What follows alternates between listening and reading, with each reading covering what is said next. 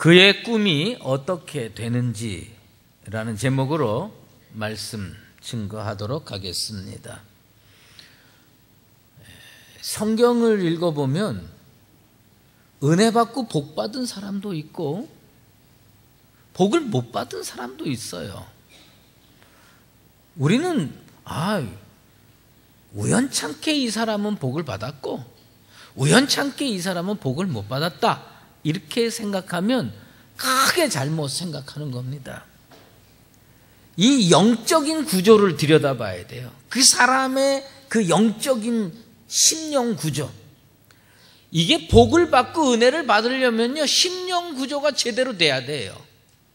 이게 잘 안 되면 복을 받을 수가 없어요.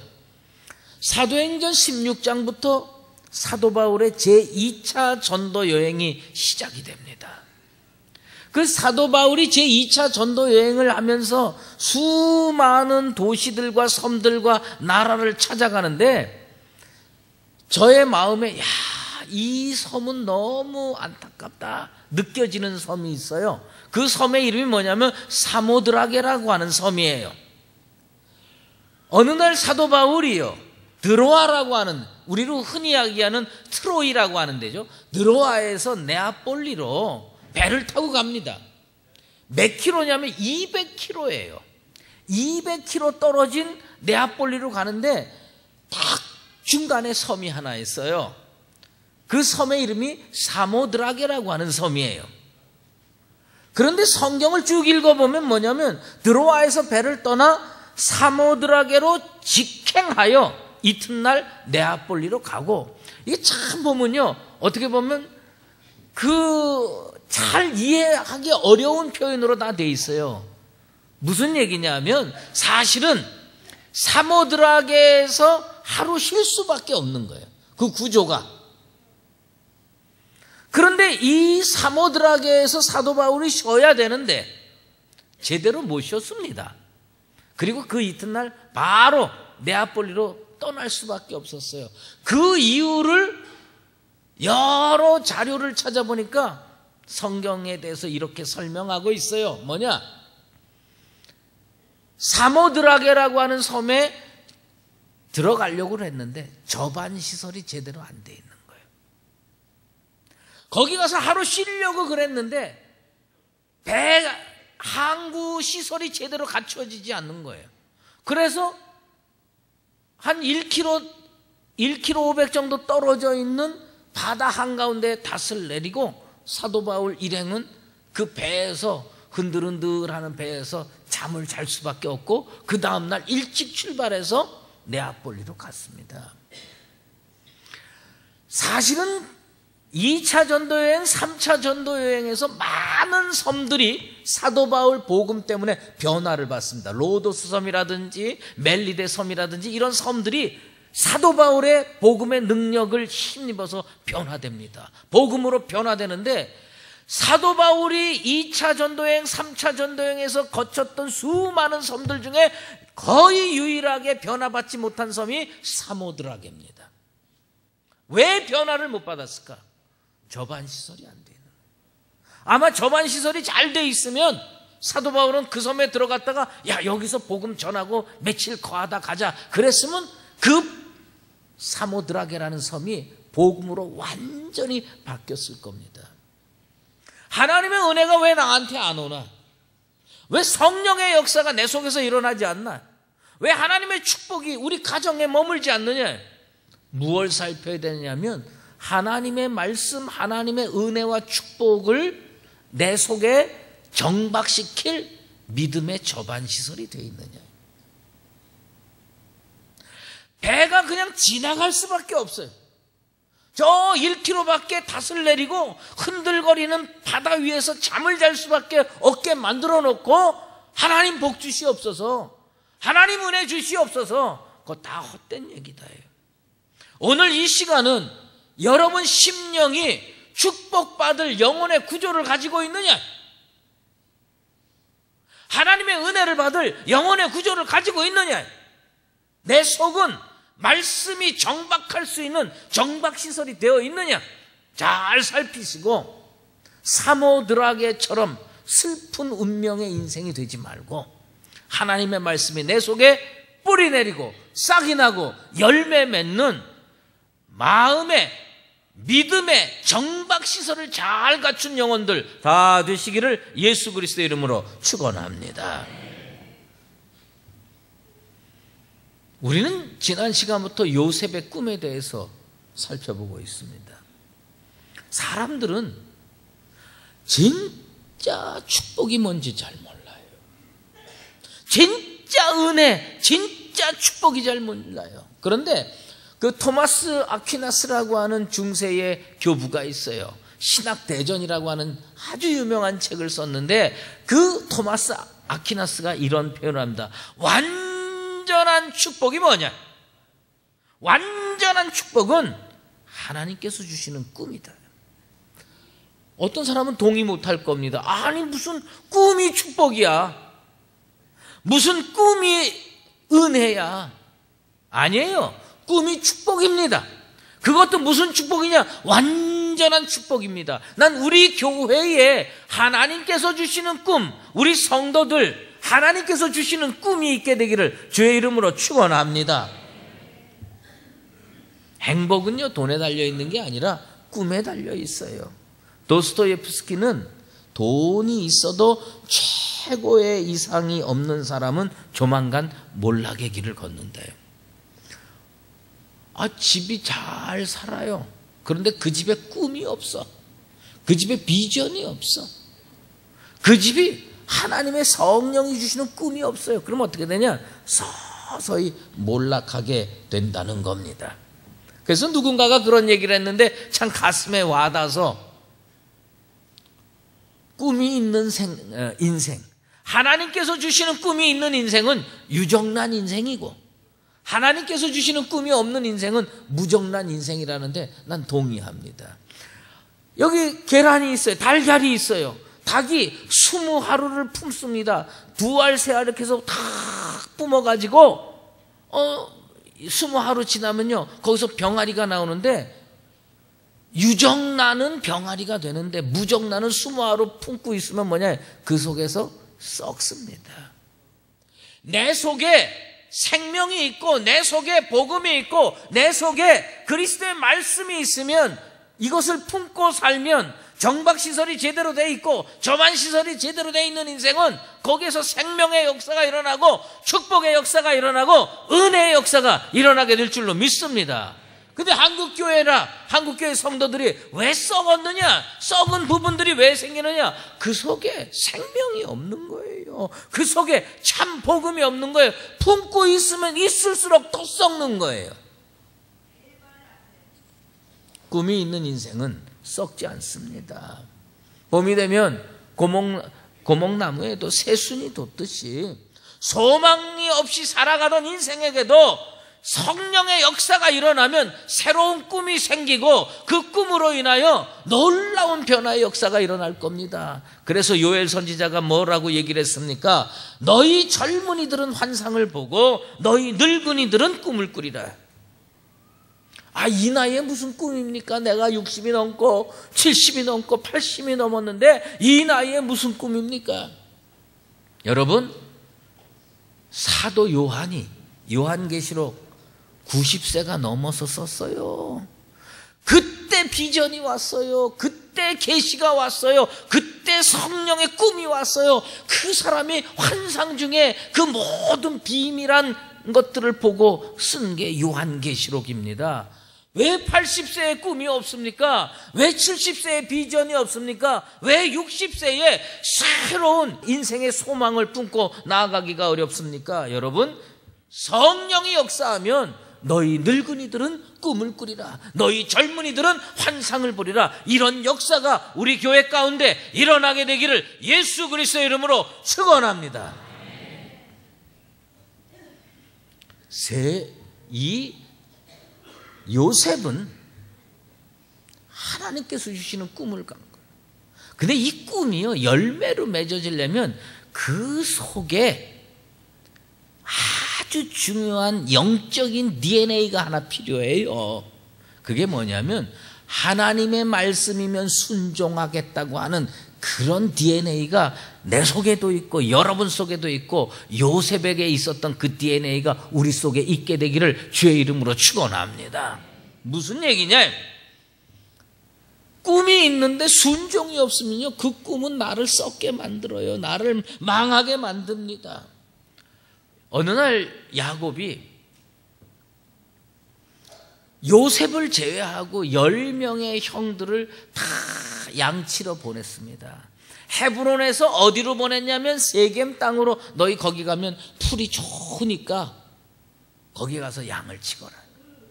그래서 양을 이끌고 형들이 세겜으로 갔습니다. 그리고 몇 날 며칠이 지났는지 모르지만 꽤 오랜 시간이 지나니까 야곱이 요셉을 불렀습니다. 야, 요셉아, 형들이 있는 그 세겜 땅에 갔다 오너라. 요셉은 어떤 사람이냐? 순종의 사람입니다. 그래서 아버지가 명령하니까 순종하기로 작정하고, 오늘 말씀에 뭐냐? 내가 그리하겠나이다.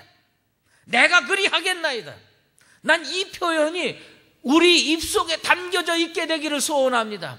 하나님께서 우리에게 무슨 명령을 하면 전 안 하겠습니다, 전 싫어요, 이렇게 하지 말고 어떻게 되냐? 내가 그리하겠나이다. 내가. 며칠 전에 어떤 목사님 사모님이 자기 남편이 요새 저기 미운 세사라고 똑같대. 뭘 이렇게 얘기하면 싫어, 나 그거 안 해, 그런다는 거예요. 여러분, 나 그 얘기를 듣고 나를 돌아봤어요. 하나님께서 뭘 시키면 싫어 이러면 안 됩니다. 여러분은 어떻게 되냐? 내가 그리하겠나이다. 따라해 보십시다. 내가 그리하겠나이다. 손 뒀다 뭐 하셔? 자, 손 들고 가슴에 대면서 내가 그리하겠나이다. 할렐루야. 네, 우리 강북제일교회 성도들은 하나님께서 뭘 시키시면 싫어요, 전 안 할래요, 이렇게 하지 말고 내가 그리하겠나이다. 요셉처럼 순종의 길로 나아가는 거룩한 성도들 되길 바랍니다. 상황이 좋을 때 순종하는 건 누구나 다 잘합니다. 상황이 어려울 때 순종하는 게 어려워요. 내 주머니에 돈이 가득 차 있을 때 불쌍하고 힘든 사람 모여서 아이고 몇천 원 도와주고 몇만 원 도와주는 거, 그거 할 수 있어요. 그런데 떼거리가 부족하고 말이죠, 애들 학비가 부족한데 그럴 때 참 어려운 사람을 보면서 마음이 동해서 도와주는 거, 그렇게 쉬운 일이 아닙니다. 사실 요셉이요, 아버지 명령이고 아버지 권면이지만 형들한테 가는 게 그렇게 쉬운 일이 아니었어요. 왜냐?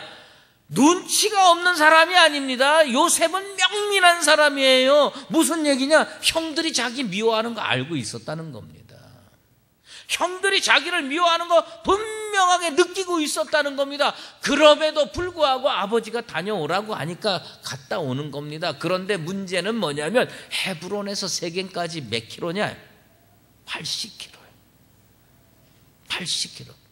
요즘처럼 자동차가 있어가지고 그냥 팍 몰고 가가지고 그저 한 1시간 반 2시간에 딱 갔다 오는 그런 거리가 아니에요. 옛날 다 걸어간 겁니다. 무슨 낙타 타고 가는 것도 아니고 말 타고 갔다 오는 거 아니고.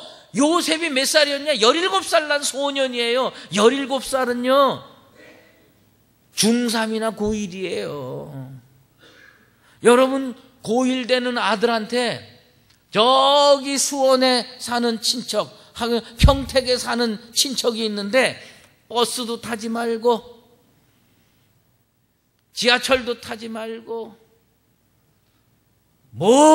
네 발로 찾아서 걸어갔다 와라. 그러면 그 아이가 그거 하겠어요? 못합니다. 요즘 애들 그거 못합니다. 그때는 치안이 나빴고 훨씬 도적도 많고 상황도, 거기 광야길입니다. 얼마나 힘들었겠어요. 그런데 이 80km를 내가 그리하겠나이다 하고 순종하고 갔다 왔어요. 그런데 놀라운 것은 80km 해서 세겜에 갔더니 형들이 없는 거라. 거기 풀을 다 양들이 뜯어 먹었는지 형들이 거기 없어요. 그래서 사람들한테 방황하다가 어떤 사람 만나서 물어보는 겁니다. 우리 형들 10명 있는데 어디 가시는지 아십니까? 그랬더니 저기 도단으로 간다고 그러더라요. 그래서 세겜에서 다시 이 17살 난 소년이 또 길을 떠나는 겁니다. 25km 떨어진 거예요. 80km 걸어가면요 얼마나 걸리는 줄 아십니까? 아이고 그거 그냥 독하게 마음먹고 하루만 갔다. 아니에요. 이 17세 난 소년이 낮에 뜨거운 태양을 피하고 조금 아침이나 저녁으로 이렇게 가면요 하루에 30km 혹은 40km, 그렇다고 해서 최단 거리로 가도요 사흘 걸립니다. 거기에다가 도착했는데 25km 또 떨어져 있는 도단으로 갔다니까 또 하루 걸어가야 되는 겁니다. 아마 보통 아이들이었으면 요셉이 80km 갔다가 형 없네. 그래가지고 집에 돌아가도요 할 말 없어요. 왜? 순종 안 한 게 아니에요. 80km 갔다 왔으면 그것만 해도 박수 쳐주고 그것만 해도 칭찬해 줘야 되는데 이 요셉은 어떤 사람이냐? 80km 가서 세겜 땅에 갔더니 형들이 없어요. 우리 아버지가 얼마나 우리 형들의 소식을 듣고 싶어 하는데, 그래서 25km 또 걸어가가지고 도단까지 가서 형들을 만난 겁니다. 형들 만나가지고 그 소식 얻어갖고 오려고 끝까지 책임 완수하려고 하는 그 끈질긴 인내의 자세. 요셉이 공연히 우연찮게 꿈 해석해서 애굽의 총리 되신 줄 아십니까? 아니에요. 헤매더라도 어려움이 있더라도 역경이 있더라도 그걸 다 극복하고 책임으로 완수하려고 하는 그 순종의 자세가 있기 때문에 하나님께서 그를 들어 쓴 줄로 믿습니다. 어떤 분이 나한테 그러더라고요. 아유 목사님 대법에서도 이겼는데 우리 이쯤에서 포기합시다. 난 포기 못합니다. 80km 갔다고 거기에 형들 없다고 되돌아가는 것은 온전한 순종이 아닙니다. 어떤 게 온전한 순종이냐? 도단으로 형들이 갔으면 25km 아니라 50km가 더 걸려도 끝까지 찾아가서 책임을 완수하려고 하는 그 자세가 우리 교회와 성도와 나에게 있게 되기를 축원합니다. 위대함이란 뭔지 아십니까? 생텍 쥐베리가 이런 얘기를 합니다. 위대함이란 책임을 자각하는 일이다. 80km에서 25km가 추가되더라도 더 걸어서 책임을 완수하고자 하는 그 자세, 이거는요 100% 충성이 100% 순종이 아니라 120% 130% 충성인 겁니다. 순종은 어떻게 하는 거냐? 100%를 했는데도 불구하고 목표를 달성하지 못하면 120%를 해서라도 130%를 해서라도 그 책임을 완수하고자 하는 그 열의와 집요함과 끈질긴 인내가 있을 때 온전한 순종인 줄로 믿습니다. 요셉이 하나님 앞에 복받은 이유는 그거예요. 하나님이 볼 때는 이 인생은 축복 줘서 마땅한 인생이야. 아버지의 명령을 가서 그 완수하는 과정을 하나님께서 다 보고 계시면서 이 친구를 애굽의 총리로 세워도 되겠구나, 하나님께서 역사해 주신 줄로 믿습니다.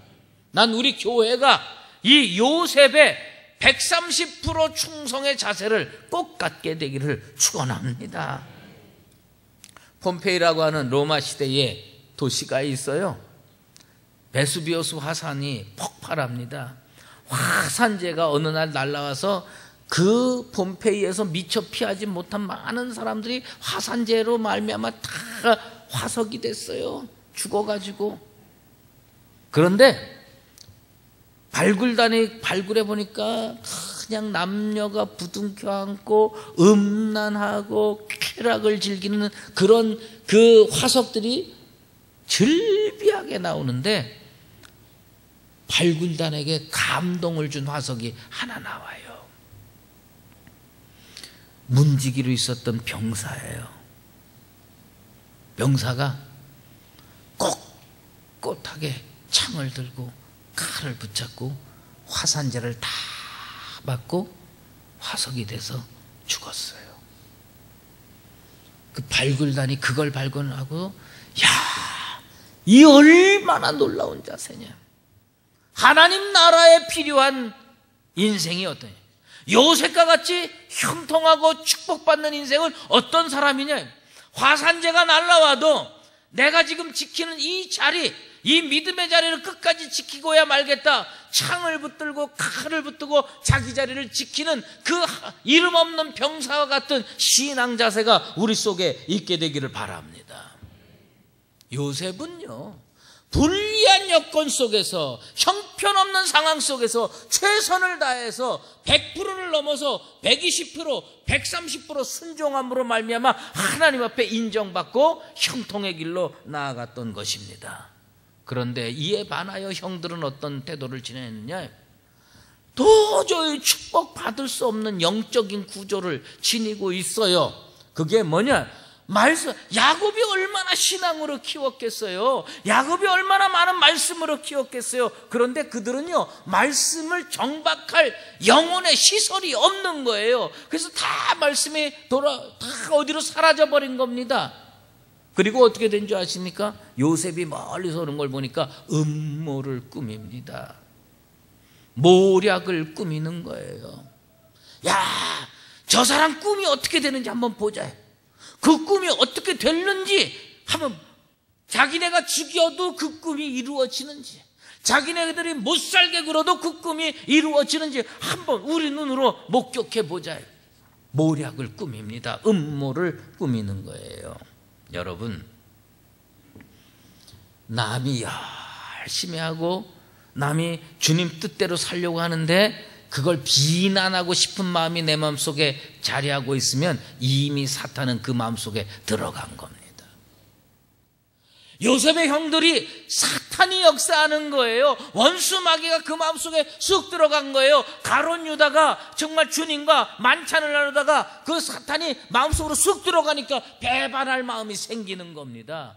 남을 비난하고 음모를 꾸미고 모략을 꾸미는 마음, 정상적인 성령의 마음이 아닙니다. 그것은 무슨 마음이냐? 원수 마귀가 그 마음속에 쑥 들어갔다는 거예요. 여러분 마음속에 누구를 비난하고 모략과 음모를 꾸밀 생각이 들면 내 마음속을 향해서 내 마음속에 자리 잡은 사탄아 물러가라 명령해서 쫓아내는 나와 여러분 되시기를 주의 이름으로 축원합니다.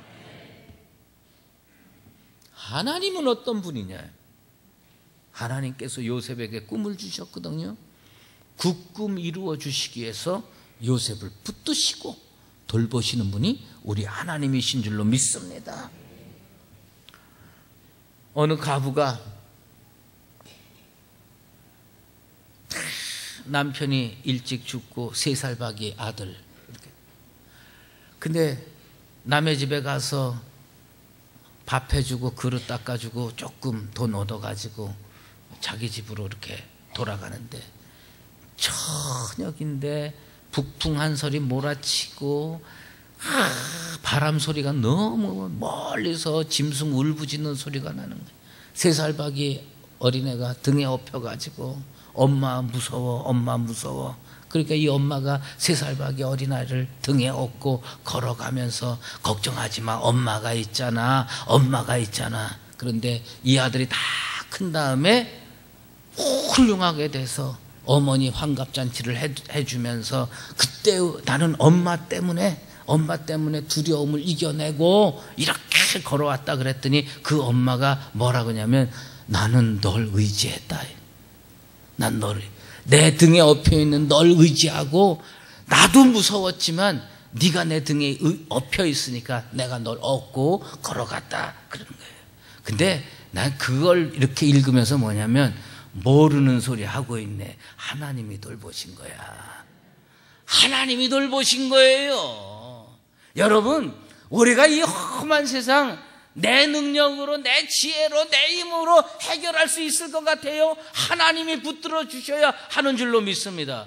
형들이요 음모를 꾸몄습니다. 구덩이에다가 집어 던집니다. 죽이려고 작정을 했습니다. 그리고 우리가 죽이고 난 다음에 그 꿈이 어떻게 됐는지 한번 보자. 그리고 복받지 못할 음모를 꾸몄는데 누가 지켜주셨느냐? 하나님이 지켜주셨어요. 누구를 움직였느냐? 르우벤을 움직였습니다. 르우벤이 어떤 사람인 줄 아십니까? 아버지한테 제일 상처받은 사람입니다. 자기 엄마 레아를 아버지가 한없이 미워했어요. 구박했어요. 천대받고 살았어요. 요셉은 누굽니까? 자기 엄마가 그렇게 상처받게 된 원흉인 그 라헬의 아들입니다. 아마 죽이고 싶어도 제일 죽이고 싶은 사람이 누구였느냐? 르우벤이었을 거예요. 그런데 요셉을 살리려고 나선 사람이 누구냐? 르우벤입니다. 하나님이 지켜주기로 작정을 하니까 제일 원수 같았던 르우벤이 요셉의 후원자로 자처하고 나섰어요. 요셉의 보호자로 자처하고 나섰습니다. 나는 우리 교회에도 이런 역사가 일어나게 될 줄로 믿습니다. 하나님이 우리와 함께 하시면, 하나님이 우리를 돌보시기로 작정하면 우리에게 원수 같은 역할을 했던 사람이 변화돼서 우리를 옹호하고 나서게 될 줄로 믿습니다. 그게 르우벤을 통해서 하나님이 보호하시는 겁니다. 우리 하나님은 어떤 하나님이냐? 하나님이 보호하기로 작정하면 어떤 일이 있어도 원수 마귀가 털끝 하나 건드리지 못하게 지켜주시는 분인 줄로 믿습니다. 시편 5장 12절에 무슨 말씀이 있습니까? 주의 의인들에게는 은혜로 호위하신다는 말씀이 있어요. 하나님께서 천군 천사를 보내주셔서 우리 교회를 은혜로 호위하시고 우리 성도들의 갈 길을 은혜로 보호해 주실 줄로 믿습니다. 다윗이 어때요? 엔게디 광야에서 들염소 바위 근처에서 있는데 사울 왕이 3,000명을 이끌고 다윗 하나 죽이겠다고 왔어요. 그런데 3,000명이 샅샅이 이잡도 뒤져도요 찾을 수가 없어요. 동굴 아래에 있는데 그 동굴에 누가 들어왔어요? 사울 왕이 들어왔어요. 그런 게 하나님의 돌보심인 줄로 믿습니다. 여러분, 사울 왕 옷자락 빼고 그 다음에 다윗은 무사히 빠져나갈 수가 있었어요. 옛날 아람 군대가 이스라엘하고 전쟁만 하면 매번 지는 거예요. 왜 그러냐? 엘리사가 예언을 하거든요. 오늘은 여기에 나타나리라. 그럼 거기 나타나는 거예요. 그래서 대비해가지고 늘 이기니까 아람 군대가 누구부터 죽이려고 그랬느냐? 엘리사부터 죽겠다는 거예요. 엘리사부터 죽이겠다는 거예요. 그래서 군대를 파견해서 도단성에 있는 엘리사 빙 둘러 있었습니다. 그때 엘리사의 사환이요, 성경에 원래 그 감탄사가 별로 없는데 성경에 뭐라고 되냐? 이제 우리는 어찌하면 좋습니까? 사환을 위해서 기도하니까 하나님께서 불말과 불병거를 아람 군대보다 더 많이 보내주셔서 털끝 하나 건드리지 못하고 승리한 줄로 믿습니다. 우리 교회에 이런 역사가 일어나게 되길 바랍니다. 우리에게 무슨 꿈이 필요하냐? 성령의 영감으로 주시는 하나님의 꿈이 우리 교회 안에, 우리 성도들 안에 있게 되길 바랍니다. 그리고 그 꿈을 이루시기 위해서 하나님께서 천군 천사를 보내주셔서 우리 교회와 성도를 보호하시게 되길 바랍니다. 10명의 어리석은 형들이 죽이려고 작정하고 모의했지만 털끝 하나 손 건드리지 못하고 하나님께서 구원해 주시고 마침내 애굽 총리로 세우셨습니다. 우리 교회에도 그런 믿음과 승리의 역사가 일어나게 될 줄로 믿습니다. 그 꿈이 어떻게 됐는지 보자 하고 모략을 끓여맸지만 그 모략은 다 소용이 없게 됐습니다. 그 꿈 어떻게 됐습니까? 하나님께서 이루어 주셨습니다. 우리 교회에 주시는 그 꿈도 하나님께서 이루어 주시고 우리도 승리의 자리에 우뚝 서고 남은 평생 여호와 하나님께 영광 올려드리며 살아가는 교회와 성도 다 되시기를 예수 그리스도의 이름으로 축원합니다.